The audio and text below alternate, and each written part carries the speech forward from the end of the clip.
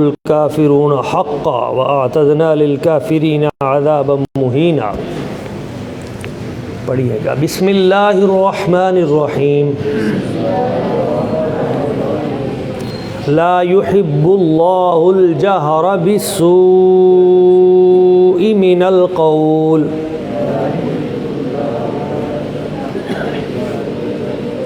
من القول الا من ظلم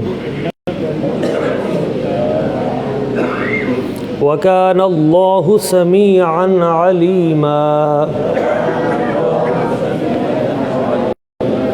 إِن تُبْدُوا خَيْرًا أَوْ تُخْفُوهُ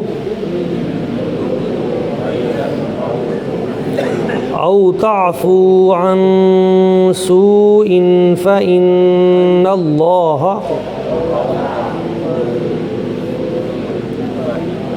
فَإِنَّ اللَّهَ كَانَ عَفُوًّا قَدِيرًا۔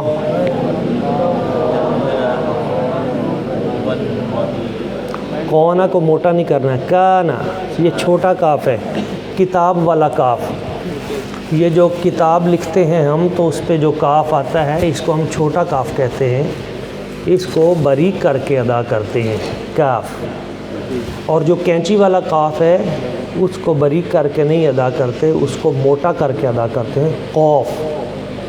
تو قوف اور کاف ان دونوں کا فرق ہے جس کو ہمیں قرآن مجید کی تلاوت کرتے ہوئے ملحوظ خاطر رکھنا چاہیے۔ ان الذين يكفرون بالله ورسله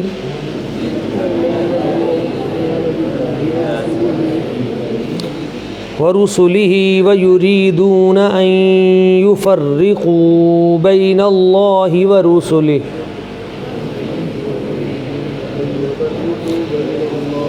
ويقولون نؤمن ببعض ونكفر ببعض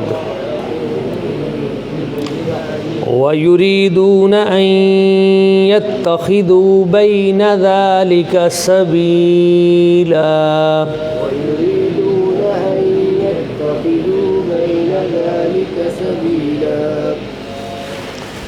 معزز دوستو، یہ جو چھٹا پارہ ہم شروع کر رہے ہیں اس کی پہلی آیت میں ایک بہت اہم مسئلہ بیان کیا گیا ہے جس کا تعلق اخلاقیات کے ساتھ ہے۔ لا يحب اللہ الجہر، لا کا معنی کیا ہوتا ہے؟ نہیں۔ یحبو کا کیا معنی ہوتا ہے؟ یحبو آپ جانتے ہیں کہ یحب حب محبت یہ معنی ہے، اردو میں بھی استعمال کیا جاتا ہے۔ تو لا يحب اللہ، اللہ محبت نہیں فرماتا۔ اللہ تعالیٰ محبت کس سے نہیں محبت فرماتا؟ الجہر، جہر کہتے ہیں بلند آواز کو۔ ایک نماز سری ہوتی ہے، ایک نماز جہری ہوتی ہے۔ سری اور جہری، سری نماز وہ ہوتی ہے جن میں قرات بآواز بلند نہیں کی جاتی، یعنی ظہر اور عصر کی، اس میں امام بآواز بلند قرات نہیں کرتا، اس کو سری نماز کہتے ہیں۔ اور جہری نماز وہ ہوتی ہے جس میں بآواز بلند امام جماعت کرواتا ہے، جیسے فجر کی نماز ہے، اور کون کون سی ہے؟ مغرب اور عشاء کی، شاباش۔ تو فجر، مغرب، عشاء اور جمعہ اور عید یہ جہری نمازیں ہیں جس میں بآواز بلند۔ تو جہر کا معنی ہوتا ہے ظاہر کرنا بآواز بلند۔ تو اللہ تعالیٰ فرماتا ہے کہ لا يحب اللہ الجہر، اللہ ظاہر کرنے کو پسند نہیں فرماتا۔ کیا ظاہر کرنے کو اللہ پسند نہیں فرماتا؟ بالسوء، سوء برائی کو کہتے ہیں۔ سو بیر مینا نیکی اور سو مینا برائی۔ تو اللہ تعالیٰ برائی کے اظہار کو پسند نہیں فرماتا۔ یہ ایک بہت بنیادی مسئلہ ہے۔ برائی کا تذکرہ بھی برائی ہے۔ جس وقت آپ برائی کو بیان کرتے ہو ظاہر کر کے، گناہ جو ہے کہ اس میں یہ گناہ ہے، اس میں یہ گناہ ہے، یعنی غیبت کرتے ہو، لوگوں کے اندر عیب بیان کرتے ہو، یہ برائی ہے، یہ زیادتی ہے۔ تو کسی کی برائی کو بھی اوپن بیان کرنا جائز نہیں۔ اس آیت کی روشنی میں کوئی بندہ برا ہے، کوئی سیاکار ہے، گناہ گار ہے، بدکار ہے، تو وہ اس کا معاملہ ہے۔ اللہ تعالیٰ یہ پسند نہیں کرتا کہ آپ اس کی برائیاں شہر میں بیان کرتے پھرو، نام لے لے کر کے یہ فلانا ایسا ہے، فلاں ایسا ہے، فلاں ایسا ہے۔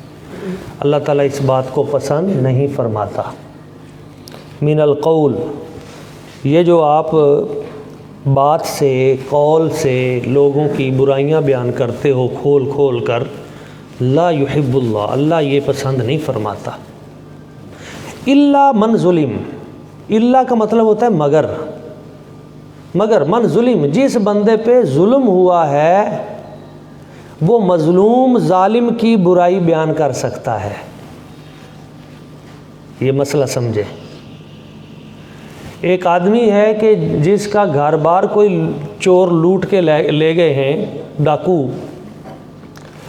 اور وہ کہے مجھے بچاؤ لوگو، یہ چور جا رہے ہیں، تو کوئی کہے اوے اللہ تعالیٰ قرآن میں فرماتا ہے برائی کو بیان نہیں کرنا چاہیے، چپ کر،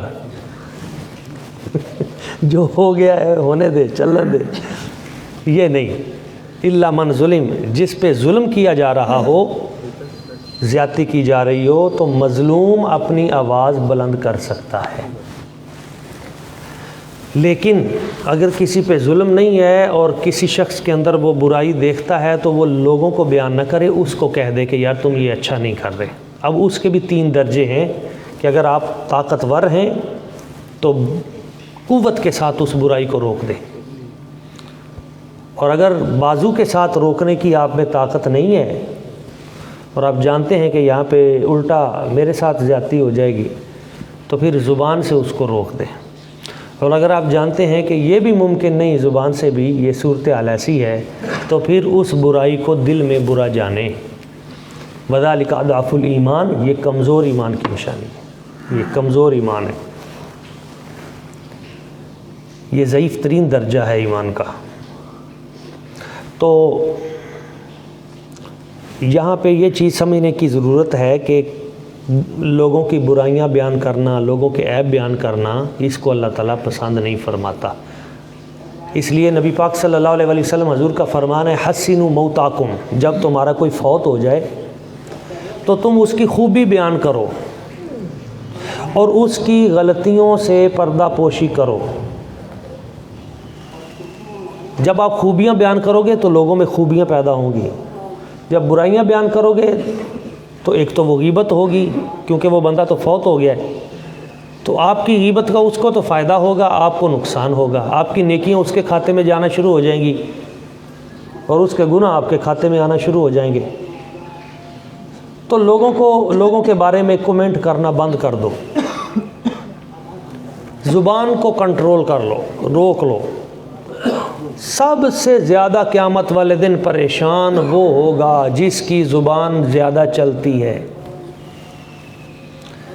جس کی زبان رکتی نہیں، ہر وقت ٹو میں لگا رہتا ہے، او فلانا ادھا ہے، فلانا ادھا ہے، فلانی ادھا ہے، او اتنے رولا ہے، رولا ہے۔ تجھے کیا ضرورت ہے لوگوں کے بارے میں باتیں کرنے کی؟ اپنے گناہ جو ہے وہ بڑھا رہے، اپنی نیکیاں ضائع کر رہے۔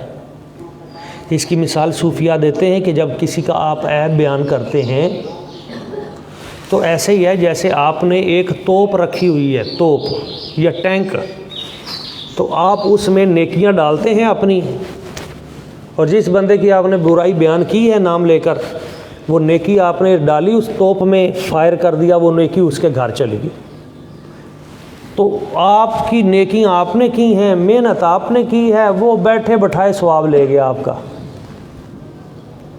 تو کئی بندے اس وجہ سے قیامت والے دن بخشے جائیں گے کہ لوگ ان کو برے کہتے ہوں گے، بندہ بڑا پیڑا ہے، نام لے لے کے کہتے ہوں گے، اور نیکیاں ساری ان کے کھاتے میں چلی جائیں گی۔ تو اس انداز میں بات کرنا کہ وہ غیبت بنے، اس کی پشت کے پیچھے اور برائی بیان کرنا، یہ جائز نہیں ہے۔ ہاں 6 صورتیں ایسی ہیں کہ جن میں کسی کے عیب کو بیان کرنا جائز ہے۔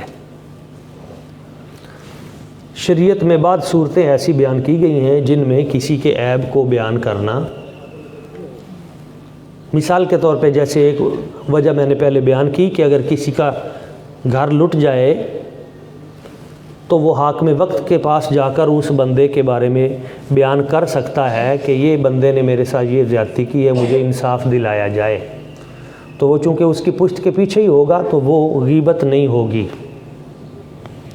اسی طرح اگر آپ کے پاس کوئی شخص آ کے پوچھتا ہے کہ میں نے اپنی بیٹی یا بیٹے کا رشتہ کرنا ہے فلاں گھر میں اس جگہ پہ، اب وہ تو موجود نہیں ہے، اب آپ سے مشورہ پوچھا گیا ہے، تو اب آپ پہ شرعی طور پہ حکم ہے کہ سچی بات بتائیں، کیونکہ مشورہ ایک امانت ہے۔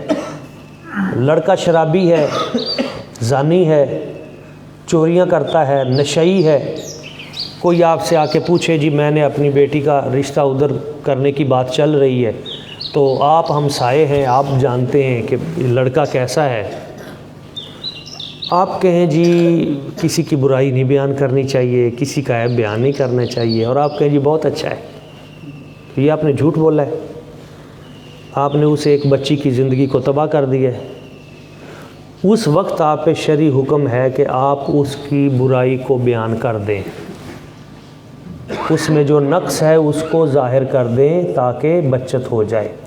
اسی طرح کوئی شخص آپ سے آ کے مشورہ کرتا ہے جی میں نے فلاں شخص کے ساتھ تجارت کرنی ہے، تو وہ کیسا آدمی ہے، میں چاہتا ہوں کہ انویسٹمنٹ میری ہو اور کام وہ کرے، پیسہ میرا ہو، محنت اس کی ہو، اور آپ جانتے ہیں کہ وہ پرلے درجے کا فراڈی ہے، اور کتنے لوگوں کے ساتھ وہ فراڈ کر چکا ہے، پیسہ لیتا ہے، بھاگ جاتا ہے، مار جاتا ہے، جھوٹ بولتا ہے، تو اس وقت آپ پہ لازم ہے کہ آپ سچی بات بتا دیں کہ بھائی یہ بات ہے، میں تجھے یہی مشورہ دوں گا، اور اس بندے کا بھی حق بنتا ہے کہ اس مشورے کو قبول کرے، وہ سیدھا اٹھ کے اس کو جا کے نہ بتائے کہ میں نے اس سے تیرے بارے میں مشورہ مانگا تھا، اس نے آگے سے یہ کہا ہے، یہ بھی زیادتی ہے۔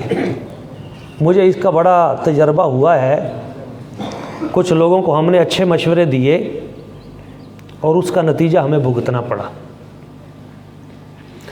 لیکن بہرحال مشورہ اچھا دینا چاہیے۔ اسی طرح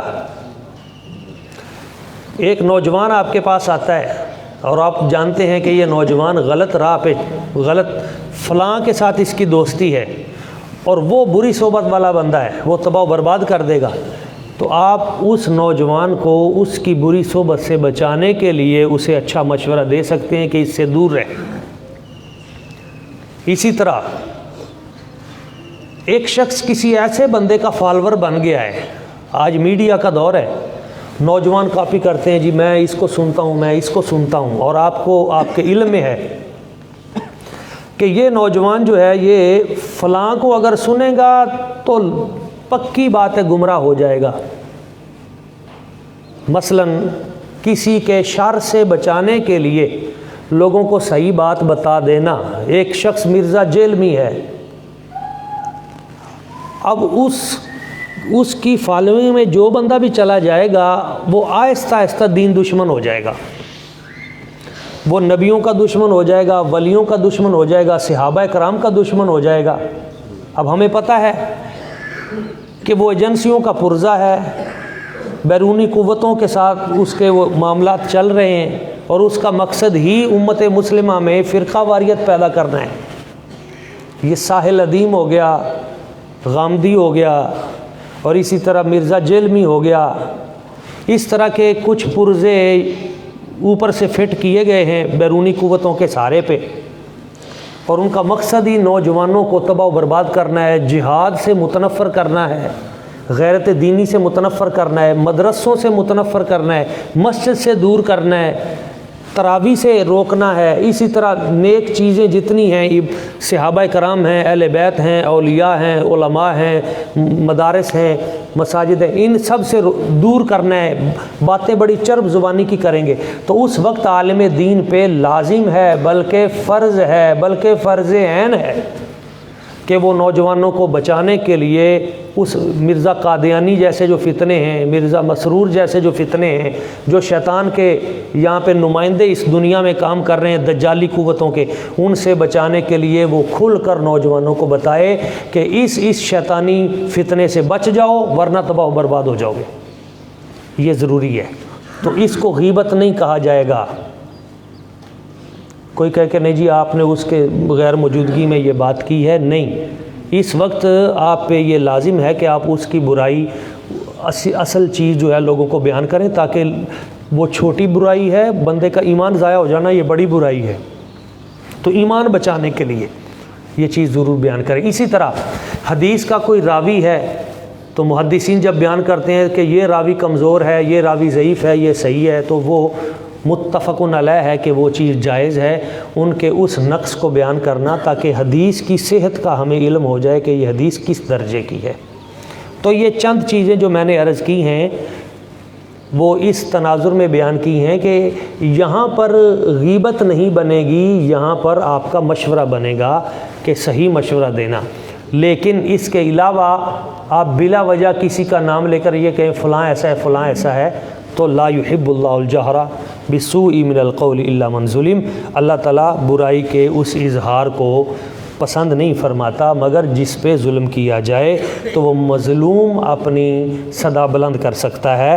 وکان اللہ سمیعا علیما، اور بے شک اللہ تعالیٰ سننے والا ہے اور علم رکھنے والا ہے، جاننے والا ہے. ان تبدو خیراً، اگر تم نیکی ظاہر کر کے کرتے ہو تو اچھی بات ہے.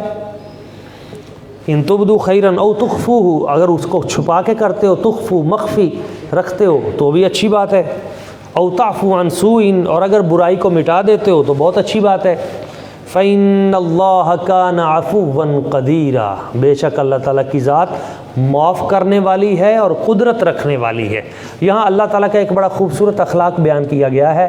خود اللہ کریم نے اپنے اس خلق کو بیان کیا ہے کہ تمہارا رب وہ ہے جو طاقت رکھنے کے باوجود گناہ معاف کر دیتا ہے، غلطی معاف کر دیتا ہے.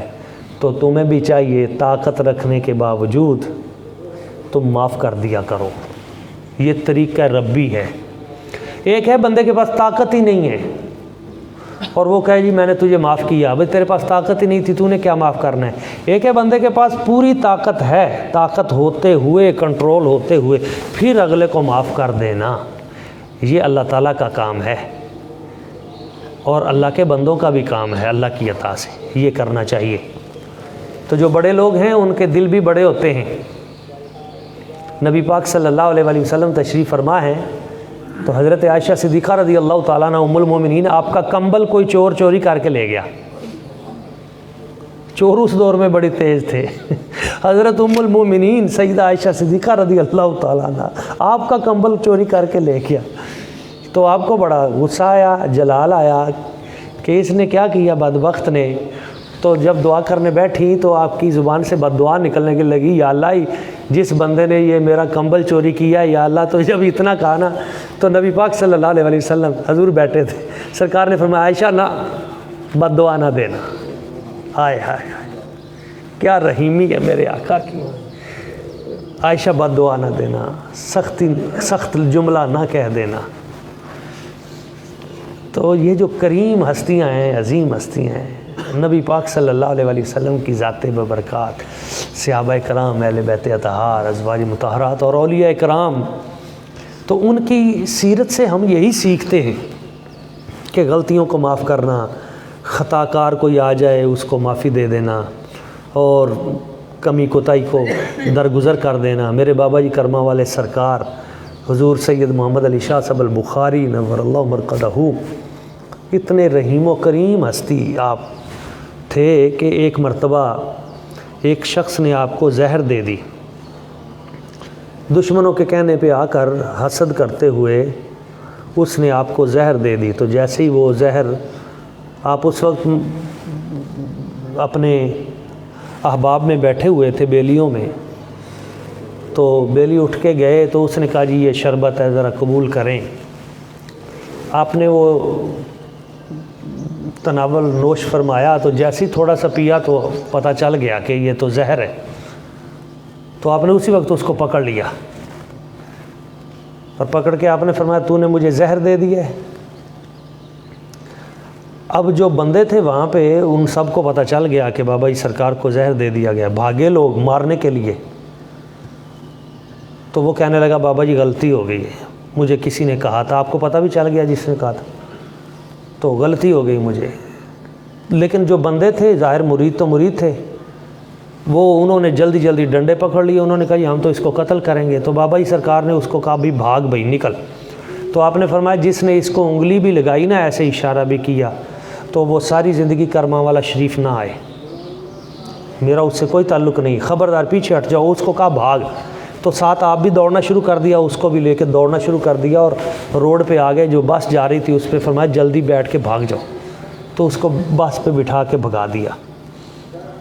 تو بعد میں کوئی 10 سال تک وہ جو زہر کے اثرات تھے وہ آپ کے رہے پورے جسم پر، آپ کے کندھے جو ہے وہ کھینچے رہتے تھے، اور آپ کے جو اعضاء تھے ان پہ اس کے اثرات رہے۔ اور شاید یہ بھی نبی پاک صلی اللہ علیہ وسلم حضور کی ایک سنت تھی جو آپ کی سیرت میں پوری ہو رہی تھی، کیونکہ آپ علیہ الصلوۃ والسلام کو بھی زہر دیا گیا تھا، تو آخری لمحات میں وہ لوٹ آیا تھا تاکہ حضور نبی پاک صلی اللہ علیہ وسلم کو اللہ تعالیٰ کی طرف سے شہادت کی جو شان ہے وہ بھی مل جائے۔ اور حضرت ابوبکر صدیق رضی اللہ تعالیٰ عنہ کو بھی زہر جو ہے وہ دیا گیا تھا، تو وہ بھی آخری لمحے میں آ گیا تھا۔ تو بابا جی کرما والے سرکار آپ کو بھی زہر دیا گیا تھا۔ تو کو 8-10 سال بعد وہی نوجوان آیا، وہ آپ کے پاس آیا، آ کے آپ کو ملا خفیہ اور کہنے لگا بابا جی میں نے ایک ظلم کیا تھا، زیادتی کی تھی، مجھے اس کا بڑا احساس ہوا ہے، اور اس کے بعد سے میں بہت تباہ ہو گیا ہوں، تو آپ مجھے معاف فرما دیں۔ تو آپ نے فرمایا تو وہ زہر والا بیلی ہے؟ کہتا ہے جی میں وہی ہوں، مجھے معاف کر دیں۔ تو آپ بڑے خوش ہوئے۔ بابا جی کے پاس کوئی قتل کر کے بھی آ جاتا تھا نا، بڑے سے بڑا جرم کر کے اپنی غلطی کی معافی مانگ لیتا تھا، آپ خوش ہو جاتے تھے۔ آپ فرماتے تھے بیلی ہن تین کچھ نہیں ہوندا، تو غلطی مان لئی ہے، بس ہن خیر ہے، دوبارہ نہیں کرنی۔ تو آپ نے فرمایا اچھا ہوں تو غلطی مان لی اپنی؟ انہوں نے کہا جی غلطی مان لی، اس لیے میں آیا معافی مانگا۔ تو آپ نے اپنے صاحبزادہ جی حضرت پیر سید غضنفری شاہ صاحب البخاری آپ سے فرمایا پیرا یہ ہن بیلی غلطی مان گیا ہے، ہن آپ اینوں حج نہ کرا دئیے۔ تو آپ نے کہا کہ گھر سے پیسے لے کے آؤ۔ تو جناب آپ نے کافی پیسے منگوائے، اس کی جھولی بھر دی، فرمایا جاؤ حج کر کے آؤ۔ تو آپ نے اس کو حج بھی کروایا۔ تو یہ بڑی عظیم لوگوں کی باتیں ہیں، تو اس میں سے کچھ نہ کچھ نور ہمیں بھی اپنانا چاہیے۔ غلطی کوتاہی ہو جاتی ہے تو ہمیں چاہیے کہ ہم دوسروں کو معاف کریں، کیونکہ اللہ تعالیٰ فرماتا ہے میں طاقت رکھنے کے باوجود معاف کرتا ہوں۔ ان الذین یکفرون باللہ ورسلہ، بے شک جو لوگ اللہ اور اس کے رسول ان کو نہیں مانتے، کفر کرتے ہیں، وَيُرِيدُونَ اور وہ یہ چاہتے ہیں کہ ان یفرقوا بین اللہ ورسلہ، کہ اللہ اور اس کے رسولوں کے درمیان فرق کریں، یعنی ایک رسول کو مانیں۔ کچھ لوگ وہ کہتے ہیں ہم عیسیٰ علیہ السلام کو تو مانتے ہیں لیکن نبی پاک صلی اللہ علیہ وسلم کو نہیں مانتے، موسیٰ علیہ السلام کو تو مانتے ہیں لیکن عیسیٰ علیہ السلام کو نہیں مانتے۔ اللہ فرماتا ہے جو رسولوں میں فرق کرے، اللہ اور اس کے رسولوں میں فرق کرے۔ وَيَقُولُونَ اور کہتے ہیں نُؤْمِنُ بِبَعْضٍ، بعض کو تو ہم مانتے ہیں، وَنَكْفُرُ بِبَعْضٍ اور بعض کا ہم انکار کرتے ہیں۔ وَيُرِيدُونَ أَن يَتَّخِذُوا بَيْنَ ذَلِكَ سَبِيلًا اور وہ یہ چاہتے ہیں کہ ان کے درمیان میں ایک رستہ بنائیں کہ ایک رسول کو مان لیا باقی کو نہ مانا۔ تو اللہ فرماتا ہے اولئک هم الکافرون حقا، یہی لوگ ہیں جو پکے کافر ہیں۔ وَأَعْتَدْنَا لِلْكَافِرِينَ عَذَابًا مُهِينًا اور ہم نے کافروں کے لیے دردناک عذاب تیار کیا ہے۔ اس آیت سے پتہ چلتا ہے کہ جو یہودی اور عیسائی ہمارے نبی پاک صلی اللہ علیہ وسلم کو نہیں مانتے، وہ اس آیت کی روشنی میں کافر ہیں۔ آج کل کچھ ایسے محقق بھی تیار ہو گئے ہیں یورپ کی مدد سے، وہ کہتے ہیں نا یہودیوں عیسائیوں کو کچھ نہ کہو، مشرکین جو ہیں یہ کافر ہیں، یہودی عیسائی کافر نہیں ہیں، لیکن یہ آیت کہتی ہے کہ جو نبی پاک کو نہ مانے باقی نبیوں کو مانے وہ کافر ہے، بلکہ فرمایا اولئک هم الکافرون، حقا پکا کافر ہے۔ اور اللہ تعالیٰ فرماتے ہیں ان کافروں کے لیے ہم نے دردناک عذاب تیار کیا ہے۔ بات ختم کرتے ہیں، والذین آمنوا باللہ ورسلہ، وہ لوگ جو نبیوں میں فرق کریں، کچھ کو مانیں کچھ کو نہ مانیں، یا اللہ اور اس کے رسول میں فرق کریں، یعنی کہیں کہ اللہ کی چاہت اور ہے، نبی کی چاہت اور ہے، اور ان دونوں کے درمیان دوریاں پیدا کرنے کی کوشش کریں، یا اس طرح کی باتیں کریں کہ اللہ تو نبی کی بات کو مانتا ہی نہیں، معاذ اللہ ثم معاذ اللہ۔ ہم تو یہ جانتے ہیں کہ اللہ اپنے ولی کی بات کو نہیں موڑتا، نبی تو نبی ہے، اللہ تو اپنے عام بندے کی بات کو نہیں موڑتا۔ تو اللہ فرماتا ہے والذین آمنوا باللہ ورسلہ، وہ لوگ جو ایمان لائے اللہ پر اور اس کے رسولوں پر، ولم یفرقوا بین احد منہم، اور ان کے مابین فرق نہیں کرتے، سب نبیوں کو مانتے ہیں، تو اولئک سوف یؤتیہم اجورہم، وہی لوگ ہیں جن کو ہم اجر عطا فرمائیں گے۔ وکان اللہ غفور الرحیم، اور اللہ تعالیٰ بہت زیادہ مغفرت فرمانے والا اور بہت زیادہ رحم کرنے والا ہے۔ تو دوستو، آج کے اس درس قرآن میں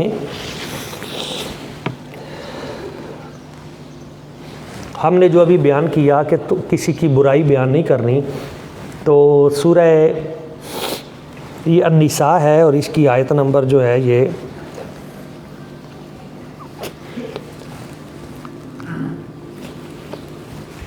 148 ہے۔ تو اس کی روشنی میں ایک مسئلہ سمجھ لیں، اس کے بعد بات ختم کرتے ہیں۔ قرآن مجید میں، قرآن و سنت میں 6 غینیں بیان کی گئی ہیں جن کے قریب ہم نے نہیں جانا۔ کتنی غینیں؟ غین، پہلی غین ہے غل، غل کے قریب نہیں جانا۔ غل کہتے ہیں 3 چیزوں کو، حسد، بغض، کینہ۔ وَنَزَعْنَا مَا فِي صُدُورِهِم مِّن غِلٍّ، اللہ کے جو نیک بندے ہیں اللہ تعالیٰ فرماتا ہے ہم نے ان کے دل میں سے یہ حسد، بغض، کینہ یعنی غل نکال دیا۔ وَمَا كَانَ لِنَبِيٍّ أَن يَغُلَّ، نبی کے لیے بھی جائز نہیں ہے کہ اس کے دل میں کوئی ایسی چیز ہو۔ تو نمبر 1 غل سے بچنا ہے، نمبر 2 غلو سے بچنا ہے، دوسری غین غلو، غلو فی الدین، لا تغلو فی الدین، اللہ تعالیٰ فرماتا ہے دین میں غلو نہ کرو۔ غلو کا کیا مطلب ہے؟ کہ چیز کو اتنا بڑھا کے بیان کرنا کہ اخیر کر دینا، جھوٹ جس میں شامل ہو جائے۔ مثلا بعض لوگ اگر وہ کسی چیز کو بیان کریں، مثلا ولی کی شان کو بیان کریں تو وہ نبی سے بڑھا دے، یا نبی کی شان کو بیان کریں تو وہ اللہ تعالیٰ سے بڑھا دے، یہ غلو ہے۔